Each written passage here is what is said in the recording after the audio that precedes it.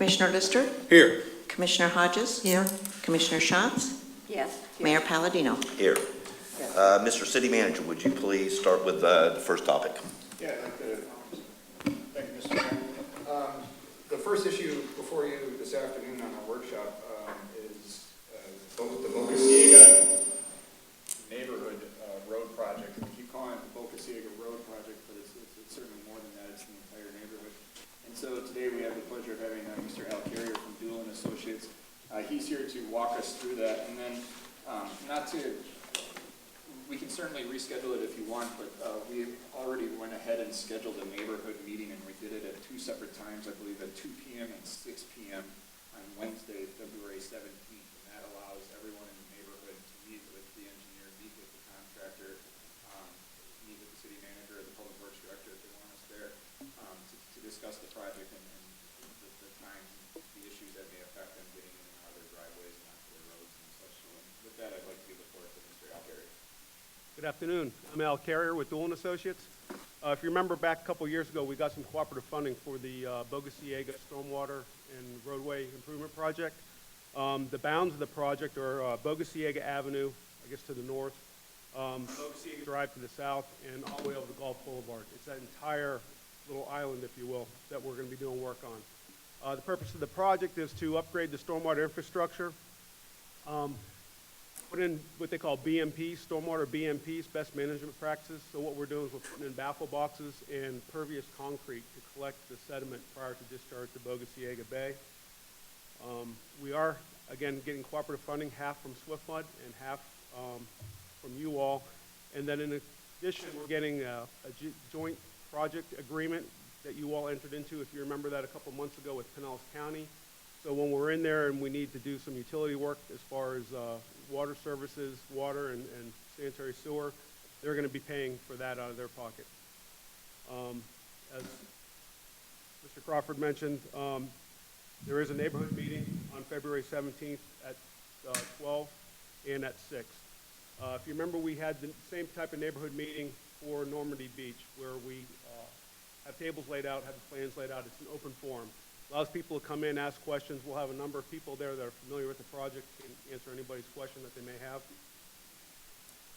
Al, can I interrupt you? Yep. I have in my notes that we said 2 and 6, but I believe you and I did discuss noon and 6. I just want to make sure that I had noon on my calendar. Yeah, I think I might just have the wrong notes in mine. So let's I think noon makes sense. Let's do it 12 and 6 o'clock. 12 and 6. And we'll host it right here at the City Hall, either in Richmond or in City Center. Okay. We did have a pre-bid meeting, mandatory pre-bid meeting for the contractors. We want to make sure we have the contractors on board at the onset. It gives us the ability, if there's any changes in the plans or if they have any questions, they can ask us prior to bidding.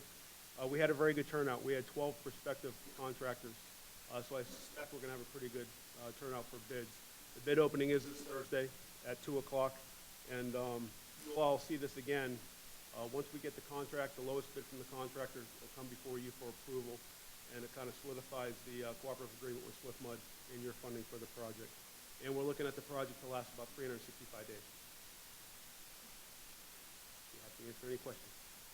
Yes, Mr. Carrier, I know that it's at least Boca Avenue. I know it has had work on it since 1999. I believe the last time the city just came through and did put some blacktop on that area, and then the county came through and they cut it all up to put the reclaimed water in. Are we all set with the county on any stormwater work? I thought we had some issues on First Street East with some stormwater issues before we started.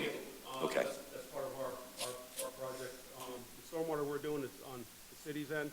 All the utility work is on the county end. Okay, so everything's been coordinated, Mr. City Manager, with the county? Al's coordinated it all with Dave and their staff.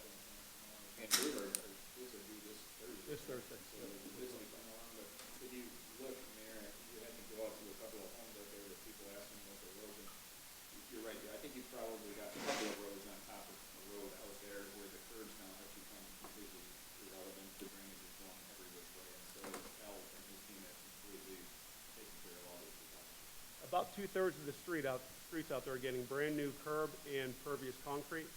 The remaining southern end is because it's so low and it was just redone. We're going to mill and resurface that at the end of the project.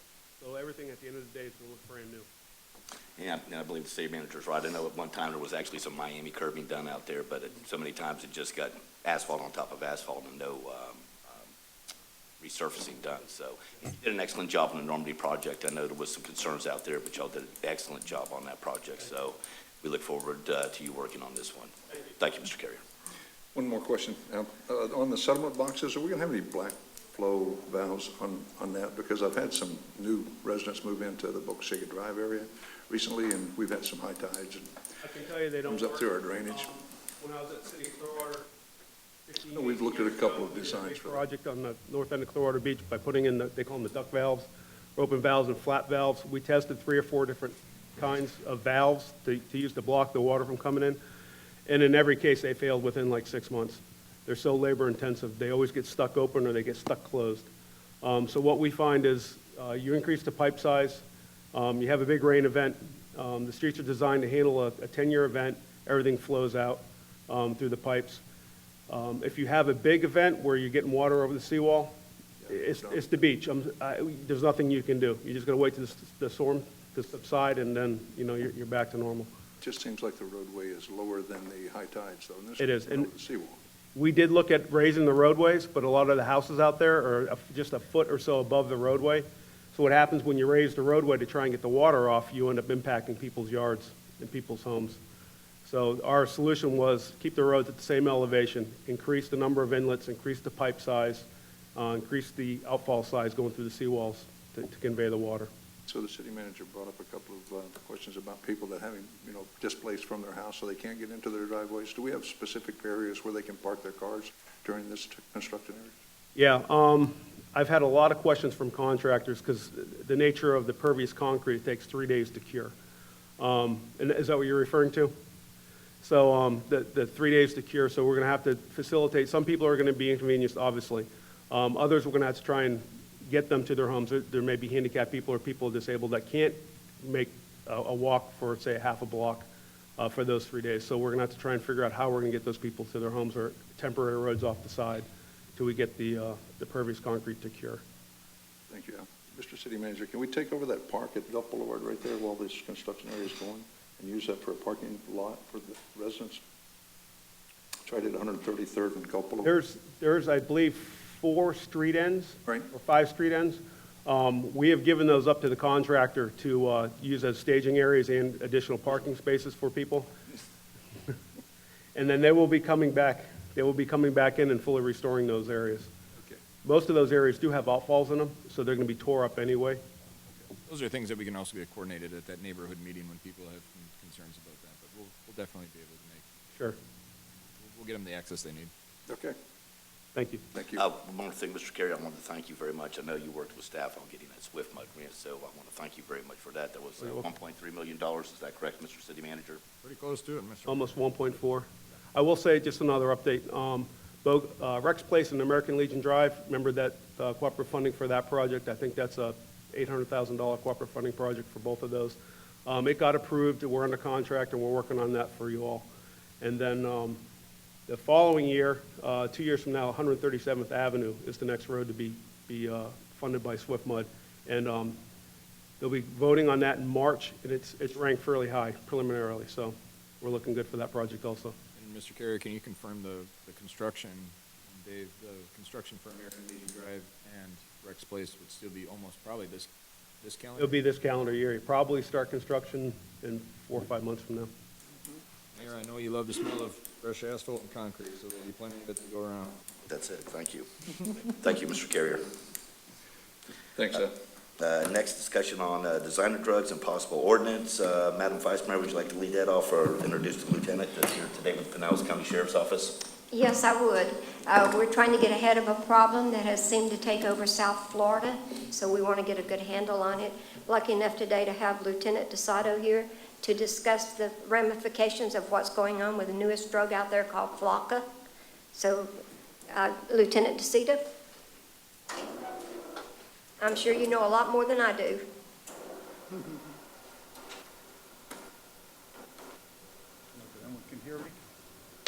Can you hear me now?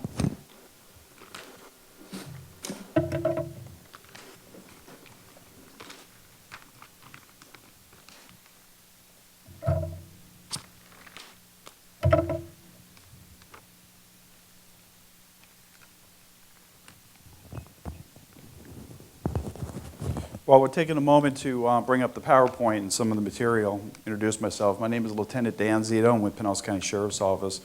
Currently, I'm assigned to the Pinellas County Sheriff's Office Narcotics Division. I've been with the Pinellas County Sheriff's Office for a little over 33 years. I guess I started when I was 15 years old. And it's been a great career in law enforcement, 35 years. So half of my career has been dedicated towards narcotic investigations, both as an investigator and as a supervisor. And as of now, I'm a lieutenant working one of the shifts as the commander of the Narcotics Division. Here today to talk to you a little bit about, 15 minutes is going to go by real quick.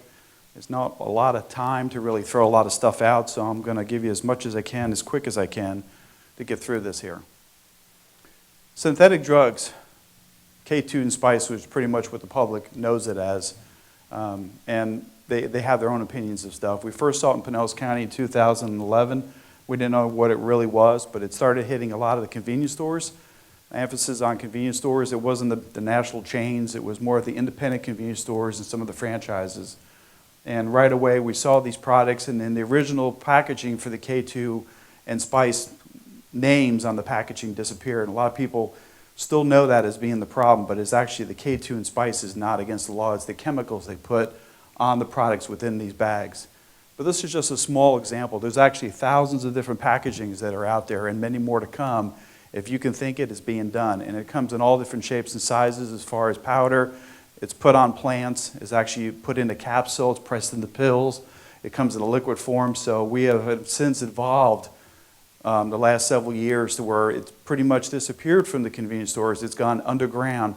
But you still can acquire it through a contact or through the internet or through somebody you know, a dealer. We actually did warning letters in 2012 trying to convince a lot of these businesses not to sell these products because they were a public health hazard. And what we knew of it is that people were getting sick, and in some cases people dying as a result of it throughout the country. And we weren't alone, but Tampa Bay, as well as the state of Florida, seemed to be a very ground zero location for this product to emerge.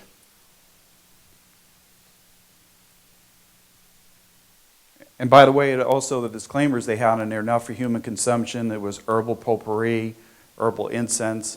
Actually, some of the packaging that came out, the second, fourth, fifth generation of the stuff we saw was actually saying this complies with USA standards or federal government and didn't contain anything illegal in it. Well, we knew that not to be the case. Comes in different types of flavors, you name it, it's out there. And what basically it is the original K2 spice, the stuff that goes on a plant similar to marijuana, but I may stress that this is not marijuana. It doesn't come close to touching marijuana. It's a whole different type of toxic chemical that stands alone because it mimics some of the effects of marijuana. But what they do is they take that raw chemical, they mix it in acetone, they mix it in other types of properties, and they spray it on the damiana leaf, which is an herb that's grown in southeast or southern part of the country and other countries. And it comes here in bales, and I'll get into that and show you some of the slides on how it's processed. So basically, the damiana leaf, which I just showed you in a small package, comes in big bales and comes in this country relatively very inexpensive. And then what they do is they package it separately into larger bags. Then they mix it in different types of containers. And I would never dream to put anything consumable in something like this, but they would actually put the damiana as well as the chemical into a cement mixer, and they would let it spin so it could obviously turn. They also use other methods like baby pools and bathtubs, I don't have a picture of the bathtub, in order to mix their products. From there, they set the product, once it's been mixed, onto shelving, or in some cases on the floor, either with a tarp or without a tarp, and they shovel it around, big shovels, to wait for it to dry, because they can't package the stuff wet. They got to wait till the acetone dries up, or the alcohol, whatever they're using as a carrier. And they'll also add flavor to whatever flavor of the time is. It could be blueberry, lemon, strawberry, you name it. From there, it's packaged into the end result, which is what we saw here in Pinellas County, again in 2011, and probably for about a year and a half afterwards, until the legislation and the effort and everything we've done, the aggressive law enforcement and the hype from the media, forced all this stuff to go underground. So the days of seeing all this stuff sitting there in front of every patron, including children, was available at one time, and there were no restrictions. I actually stood online and bought it undercover, and I had young adults in front of me that were buying it as well. So I'm going to pass out a couple of samples from this way around. These are inert products, but this kind of shows you the type of packaging. If you look at both sides of it, you'll see the creative marketing. And, you know, somebody look at this and think maybe it's candy or whatever the reason is, and not for human consumption, but obviously, you know, people only use it for one reason, to smoke it, to get high. And make it very appealing, and use all types of cartoons and characters and different types of things on there to get your interest so you could spend it. And it was relatively inexpensive. A package like that at the time was like $4. A bigger one was around $8, $9, and since then the price has gone up to maybe $30, $40 a package. So supply and demand, because it's harder to get, costs more, but it's still out there in different circles. These are some of the signs and symptoms, but it's not everything inclusive. Initially, when you first do it, 5 to 10 minutes, bam, you get it. You get this kind of reaction. Euphorium, you kind of get a little giddy, bloodshot eyes, impaired short-term memory, and a lack of concentration. Wow. That's what I really put in my body, and that's what I wanted to happen. We actually interviewed a young girl who was a college student that helped us go into some of the stores and buy this stuff, and she told us about her addiction, and that's what it was, an addiction.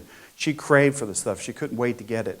And as soon as she got it, she went back to her car, she rolled it up like you would a marijuana joint or put it in a pipe, and she smoked it. The thing about it is she'd pass out right away, wake up, her head would be on the steering wheel, and drool would be coming out of her mouth, and then the object she would lit was on the seat in front of her. It burned a hole in the seat.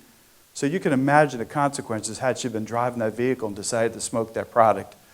The symptoms could last up to 10 hours, and now we're getting information that when you abuse synthetics, be it synthetic cannabinoid or canthanide, that it can last up to 90 days for the brain actually to start coming back to a state of normal, if that's possible or not. So as more information comes to light, you know, we're getting that information, and we're trying to pass it on to the public to try to hopefully keep people from doing the right thing. These are some of the other effects: panic attacks, tremors, seizures, nausea, vomiting, breathlessness, dilated pupils, glazed eyes, impaired motor coordination, and foggy memory capacity. What I'd like to do now is to play a video of another sheriff's office in North County that actually captured some footage of a young man that they suspect had ingested a bath salt. And it starts with the 911.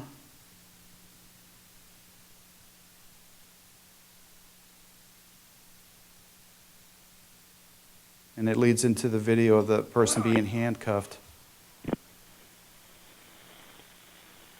This is actually the beginning part of the call, the emergency call, obviously from the suspect. 911 calls him back. And you can hear some gibberish, some yelling, screaming, and it gets right into the video.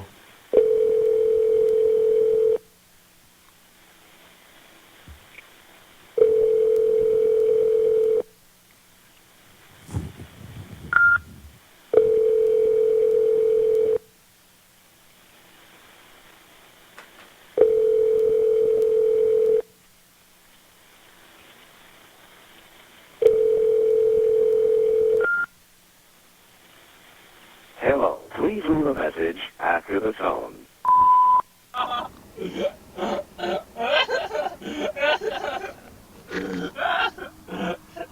What's your name?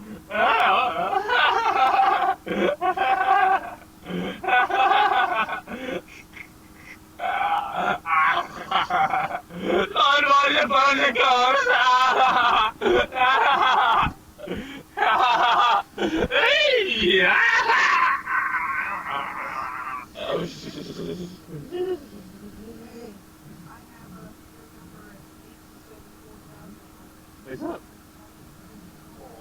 Can you tell me what your name is?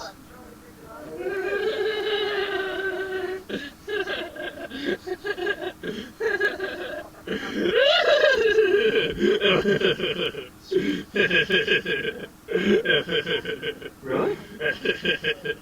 Wow.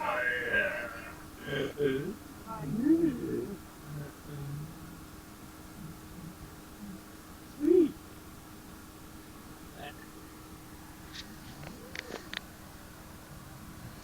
Do we know what our name is?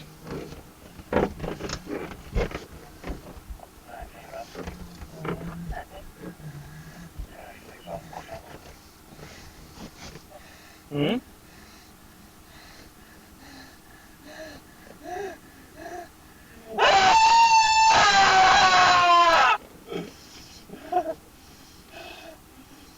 So I think we all get the point on this. You saw a lot of different changes in that young man. It's very sad. He doesn't look like a bad person, but obviously he's ingested something that is problematic.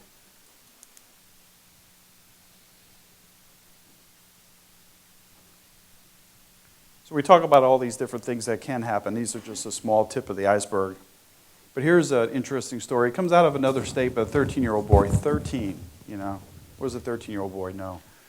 Smokes a synthetic marijuana. They call it a synthetic marijuana. It's a synthetic substance, and a chemical causes a bad reaction. It damages his lungs, where he's got to have a lung transplant. Following the infection, he actually had surgery, and he died as a result of the infection complications from surgery. Very sad. Preventable? Absolutely. Here's something a little more local here in Pinellas County. A 19-year-old boy drowns, 19-year-old young man drowns here in Clearwater. They were smoking a form of K2 spice product. A friend was with him. The buddy who was smoking the product jumped into the water. Here's something: when you're inebriated, to begin with, you don't do very well swimming. Your motor skills are pretty diminished. So, but also when you smoke these products, a lot of crazy things happen, like your core body temperature goes up over 104 degrees. So maybe explains why people jump in the water, why they tear their clothes off, and etc. The friend decided to leave him, miss opportunity. Friend should have called paramedics, but it is what it is. And when he came back, paramedics were summoned, but it was too late. The young man had actually died as a result of becoming unconscious, and they found some form of synthetic that was in his system at the time. Again, preventable. The synthetic cannabinoids, bath salts, Molly, ecstasy, flakka, these all have long chemical names as long as my arm. And there's so many new compounds that have been added to the Florida State statute. Since 2010, the statute list of controlled substances, have quadrupled with the chemicals that have been added to it. And it's really amazing, because as soon as we recognize a certain type of chemical, XYZ, and we ban it because it's hurting people, it's killing people, we ban it statewide and also federally. These chemists in other countries change it to XYZ1. Just giving you an example. Reintroduce it again. It's not banned. We're powerless to do anything about it. People get sick, start going to the hospital and dying again. We're right back to it all over again. And then they come out with XYZ2. Just to kind of give you an overview. Bath salts, we saw this emerge several years ago. And again, a lot of this stuff, it's kind of went underground, but you still get it through the internet in one shape or form. It comes in a crystal form. It can come in a powder. And this is also Molly and ecstasy and flakka. You can crush it down, put it into capsules that you could get from a vitamin store, and you can do this with a lot of different types of substances. Who thinks of this kind of stuff? And then you could also press it out and put your own little logos and colors on it. And typically it could be swallowed, snorted, smoked, or injected. And by the way, it also is available in candy, which is really sad and crazy if you think about it. Because if you leave candy around, someone sees it, who's not going to pick it up and ingest it, especially a child. And the sensational side of the synthetics is to obviously catch the attention of the consumers, the buyers, rave on, you dance all night, increase your sexual appetite, glorify certain people that are celebrities that also have issues in the media. And previously it was obtained through novelty head shops and some convenience stores, but for the most part it's through either a dope dealer or the internet. These are some of the effects: agitation, psychosis, seizures, violent behavior, excited delirium. Now that young man you saw in the car, it probably hadn't escalated to the excited delirium, but basically what happens is the mind just doesn't do reality anymore. And the core temperature starts to go up, and that young man needed paramedics like right then and there, and I'm sure they got him help. But anytime we recognize the excited delirium, it can follow with hypothermia and kidney failure and then death.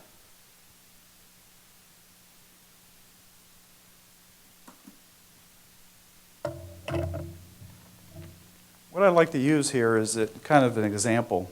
When a drug dealer is buying something through the internet or through a contact, and I'm holding up here a bag of white substance, and they're selling it to the user or just selling it to somebody else who's going to turn around and sell it. We don't know if this could be cocaine, methamphetamine. it could be heroin, it could be a synthetic drug, a bath salt of some sort, flocka, or it could actually have rat poisoning in it, but in this case it's just sugar. The point I want to get across is many of the dealers don't know what they're selling because when they buy it over the internet, there's no quality control over any of the stuff, or where it comes and who's touching it and how it's even being made. If you saw some of the pictures I had seen previously, the conditions are very deplorable. And as it goes from one person to the next person, they add stuff to it. So even the end user or the person who's buying it doesn't even know what they're acquiring.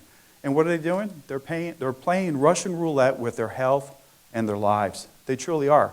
Because even though someone may tell them, hey, this is flocka, alpha PVP, or this is Molly, or this is methamphetamine, who's to say what's in there? And could there be something else adversely a problem? These are the top-ranking narcotics here for the Pinellas County for law enforcement. This is not quantity. These are submissions. When law enforcement makes an arrest, they take a sample. So if they got a pound, they'll take a little bit of the sample. If they get a kilo, they'll take a little bit of a sample, and they'll submit those submissions to our Pinellas County Forensic Lab. Cocaine's at the top of the list right now, followed by cannabis. Synthetics, if you add up all the different types of chemicals that I talked about earlier, there's many types of combinations in addition to just the actual chemicals. What we're seeing nowadays, the standalone drugs of the methamphetamine and cocaine, which are just by themselves, are now being mixed with some of these synthetics. We're actually seeing heroin with fentanyl, which is deadly. We're seeing fentanyl with ethylone, which is a synthetic. And again, are the dealers adding this because they're increasing their quantity so they make more money and profit, or the desirable effects to keep their consumer base and keep people coming back to buy this stuff? Followed by hydromorphone, Dilaudid, alprazolam, heroin, methamphetamine, and oxycodone. At one time, oxycodone was third, but this is fluid and it changes by trends and supply and demand in any area. One-time use or frequent multiple times can cause long-term health care or death. I have a brother-in-law that's disabled. He's a manic, he's bipolar. He's been it pretty much my whole time I've ever been around. I've been with my wife for over 30 years. And it was good times and bad times. And he actually told us several years ago that he tried to smoke this synthetic K2 stuff. And when he did, he had a really bad reaction. And this is a guy that a lot of times doesn't know when he's right. But he said it gave him such a bad reaction, it made him crazy. And I'm like, really? I mean, if that's not coming from somebody who's reliable as far as knowing that he has a mental illness and he's taking this stuff, and what is it going to do? It's going to promote, psychosis or some kind of problem it's going to be detrimental to him. And on the case you saw with the young man that was handcuffed, as law enforcement, it's going to take more than one or two of us showing up on scene to do business, to be able to safely secure them. Our intermediate weapons that we have on us as our tools, our pain compliance, to get somebody to put their hands behind their back, or our spray or tasers may not even work on this. And we may need 4 or 5 deputies there, in addition to paramedics, just to restrain somebody to get them to the hospital, to get them medically cleared, medically treated. So why do people use synthetic drugs? Basically allows them a similar experience, same experience as what they've used other drugs. Maybe it's a substitute for they have an addiction, they can't get what they're used to getting, so they're going to try this new type of drug. A legal high. A lot of the new drugs coming out, even the drugs that are come out within the last year or two, the drug testing is hard, or there's no drug testing. And it may not be illegal, so if a new drug comes out, it's not illegal, so it's a legal high. Peer pressure for everyone in the equation. And cheaper, availability, easy to obtain. Remember I said I was in the convenience stores buying the stuff on a day-to-day basis, and I had kids in front of me that were buying it at the time. And to experiment something new. These are some of the strategies that we have to decrease in the problem. We do an educational piece with NOPE, Narcotics Overdose Prevention Education, in our middle to high schools, our community groups, universities, and any organization that wants to listen to us. And actually, we talk about synthetic drugs, prescription drugs, and what we're doing is we're trying to plant seeds and give powerful information, education, to not just the youth, but to parents, So when the youth come to the crossroads in their life, that they make the right decision and not the wrong decision, which could be traumatic. Anti-substance abuse coalitions, there's so many of them out there, and they really want to work, and they have group meetings where they all come to the table, but they have the best interests, and they want to support law enforcement, and they want to help people get treatment. Legislative changes, new laws. Addiction, we got to help those people that right now have the problem because we can't ignore them, and who's to say what's going to happen to them down the road, but they need assistance. And what we're seeing is we keep arresting the same people over and over and over again. And jail's not a solution. It may be a temporary place to put them if necessary, but it's not a solution. And aggressive enforcement. You know, everyone should pay attention to this.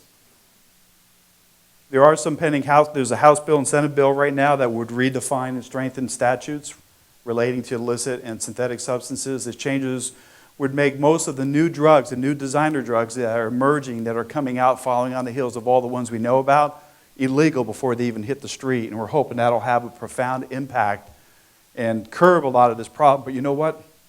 I wouldn't put it past it. It's not going to be long before these chemists figure out something else. Talk a little bit about kratom. Kratom is a tropical plant to the Southeast Asia. Some believe it's a natural herb to help for fatigue, pain, and depression. There's a picture of it. There's many other pictures on the internet.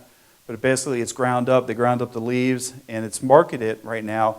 If you remember the first slide I showed you with all the different packagings and some of the examples I passed around, there's just as many of those type of packagings now that are out there to sell kratom in all different shapes and forms to appeal to young people and adults, to sensationalize it, to sell these products. Comes in capsules and pills form, and we have actually seen it come in bulk weight, where I'm sure whoever is supposed to be receiving it is breaking it down and selling it like on the streets like they would with any other illicit drug. These are some of the side effects from these type of products or this type of substance. And when I say it's a substance of concern, because DEA's had it on its list of substance of concern. Hallucinations, delusions, tremors, nausea, vomiting, aggression, depending on the concentration. This is some of the information that we have on psychotropic substances, and does it affect? Does it affect your mental activity? Does it affect your behavior? Does it affect your perception, your emotion? These are questions that we need to ask, because if it is doing this, then it is a problem. It's a problem for any community. And so often, because it hasn't been banned yet, a lot of times we won't recognize it until enough people start getting sick or some people start dying as a result of it. Then there's a public outcry, and then there's legislative changes to ban all this stuff. But depending on the way it's manufactured, the mixture, the quantity, the combination with other substances, we don't even know how it's going to react. And I interviewed a young man recently who had a craving for kratom and kava and wanted to go do it just about every night. And he said he knew what blends not to consume and how many drinks to consume before he felt the feeling of it. Some of them, if he drank a certain type of blend, he'd feel it right away. And other ones, if you mix certain compounds together or mix certain drinks and had alcohol, it could be disastrous. This is what this young man's telling me. I've never bought it. I've seen it before. I know about it. But this is coming from somebody who's ingesting this stuff on a regular basis. And can it impair? We think it does. We think it does impair. To what level? That's to be determined. But as we start to document more and more of these cases and every incident that arises as a result of someone ingesting this type of product, maybe we'll have more information to go back and ban it at some point. Questions? Yes, Commissioner. I'm curious, as you come across someone like that young man in the car, what kind of treatment do you give him? Because you really don't know exactly what he took. You bring up a good point. If the person doesn't have something in their pocket, hopefully the stuff they took, then it doesn't go with them to the hospital, so the hospital gets it and so they can test it, or somebody can look at it to figure out what it was. And again, getting back to the question, the buyers don't even know what they're buying. So somebody may take it, there's no more left on them, and they think they took Molly, but it's alpha PVP, which is Flocka, or they took Molly and it turns out to be some other type of synthetic. The best that the paramedics and doctors can do is play by the game book that they're given to treat the person, to stabilize them, and hopefully, with a little luck, they make it, or a lot of luck, they make it through the episode and they recover. But that's not always a guarantee, but that's a great question. Detective, has there been any other municipalities that created an ordinance for this? There has. Specifically towards synthetics, you have some of the neighboring counties have adopted some very aggressive ordinances, and what we've seen is the impact financially it's fines per each package, which can result anywhere from $250 to $500. So you catch somebody with 3 packages, you're looking at $1,500. You catch them with 100, and it's $500 a hit. Do the math. And that seemed to really take the sting out of, or put the sting in a lot of these stores that were selling at the time, because in those venues, because it was a hefty fine. Plus they were in jeopardy of losing their license to operate in those particular venues. For the most part, there has to be some kind of subsequent penalty, more than just a slap on the hand, pay a fine, or I'm going to sell my business to a friend and they're going to start it right back up again, or if the punishment doesn't fit the crime, then we're back at the same problem all over again. Also, and I know we got a great sheriff, has he approached the county board of commissioners for any type of ordinances? I'm not sure. I can't answer that. Just curious about that. And I know, besides it being a waste to our youth or anybody using this, I've got to look at where we're tying up our resources on our first responders too, because I've heard of our first responders making calls like this in certain areas of the city where they've had a recall. And so like you say, they don't know what they're dealing with, what these people are on. So Everyone's had to deal with this. To a family member who may try to contain it in their home because they don't want the embarrassment, or they think the person's going to sleep it off, which can have disastrous consequences, to law enforcement, to paramedics, to doctors and nurses, and the impact. It's not just the person who ingests this substance that has this bizarre behavior and this incident. It's the whole family. They all become victims of it. And the impact to society and to community, it just goes on and on. It ripples right into all different directions. I actually pulled a list of all the states that are having problems with flocka, and there isn't one that isn't having a problem. The biggest problem right now is Brevard County, and it's moving our direction. As far as ordinances go, I pulled at least 5 from Florida, and I picked the strongest one that I could find, which was out of Gainesville, and it was also the newest. And when the assistant city attorney called me, the first question I asked him was, do you think that this will stand up in court? And he says, we don't know yet. But with what Pam Bondi's doing now, hopefully we'll get something that says, we don't care what you put in it. It's a designer drug. So it has become, last year, I believe in Brevard County or Broward County, 60 people died. In Chicago, they're reporting as many as 150 trips a week to the hospital emergency room over this. Every area is unique to the trend, supply and demand. And flocka is a big problem on the other side of Florida right now. We've seen it here in Pinellas County. It's decreased, fortunately for us. But I remember a few years ago, we actually intercepted several kilos of the stuff, which was big boxes of the stuff, about 12 pounds of it.